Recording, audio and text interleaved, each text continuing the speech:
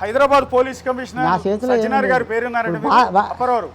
Hyderabad police commissioner నాకు channel బట్టి తెలుసు. ఆయన ఆయన ఆయన ఛానల్ బట్టి 20 సంవత్సరాలు బట్టి ఉంటున్నాను ఆయన పేరు. సజ్జనార్ అంటే ఆయన రకరకాల డిపార్ట్మెంట్లో కూడా పనిచేశారు ఆయన. అవునండి.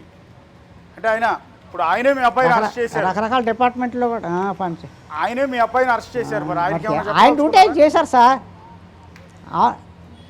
ఆయనకి చెప్పినంత పెద్దవాడిని కాదు, కాకపోతే కోరుకుంటున్నాను ఆయనకి, అంతే.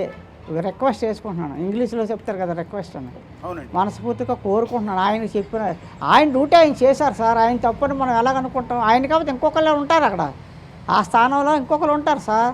ఆయన కాకపోతే ఆయన సొంత పర్సనల్ ఇంటి పనులు కాదు కదా ఇవి.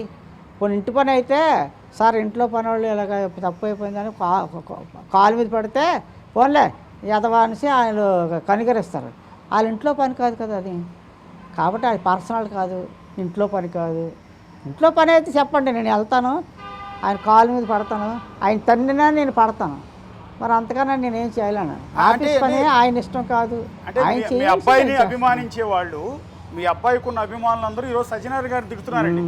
నువ్వు అన్యాయంగా అరెస్ట్ చేసావు, అక్రమంగా అరెస్ట్ చేసావు, వెళ్ళమండి ఏమో అరెస్ట్ చేసామని తిడుతున్నారు. మరి వాళ్ళకి ఏమైనా చెప్తారా పోనీ? సార్ వెళ్ళమనండి. వెళ్తే ఏమో దేవుడు ఆ సజ్జనార్ సార్కి మనసులో దూరి ఆయన ఏది హెల్ప్ చేస్తారు. దానికి ఉంది. వెళ్ళడం మంచిది కాదని అన్నాం, మంచిదే, వెళ్ళండి. ఏమో ఆయన మనసులో దేవుడు కలిగాడు అనుకోండి, ఏమో ఒకలా ఉంటుంది. ఒక గట్టిగా కొట్టాలన్నాడు, నెమ్మది కొట్టచ్చు కదా, ఆ మనసులో దేవుడు దూరితే. చెప్పలేము అలాగే. అంటే సజ్జనార్ గారిని తిడుతున్నారు అంటున్నానండి. అప్పరవారు, నేను చెప్పింది మీకు అర్థం కాల.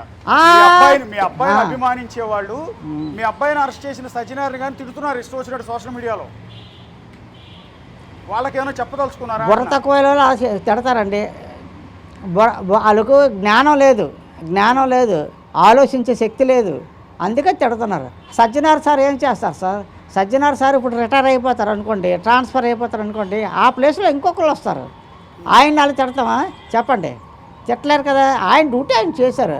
ఆయన వ్యక్తిగతమైన కక్షలేం మనకు వద్దు, ఏమీ వద్దు. అటువంటి ఆ డ్యూటీ ఆయన చేశాడు. కాకపోతే ఆయన బతిమాలుకుంటే ఒకలా ఉంటుంది కదా, తిడితే మరీ కోపం వచ్చేస్తుంది ఆయనకి. తిట్టకూడదు, ఎప్పుడు కూడా తిట్టకూడదు. మనం చేసిందే తప్పు పని, ఎదవ పని. ఆయన ఎందుకు తిట్టాలి సార్? మనం ఆయన డ్యూటీ చేస్తున్నాడు. ఆయన జీతం తీసుకున్నాడు గవర్నమెంట్ కూడా, ఆయన డ్యూటీ చేస్తున్నాడు సార్. గవర్నమెంట్ ఆయన జీతం ఇస్తుంది ఇలాంటి పనులు చేయమని. అలాంటప్పుడు ఆయన ఎందుకు తిట్టడం, మనం ఎందుకు?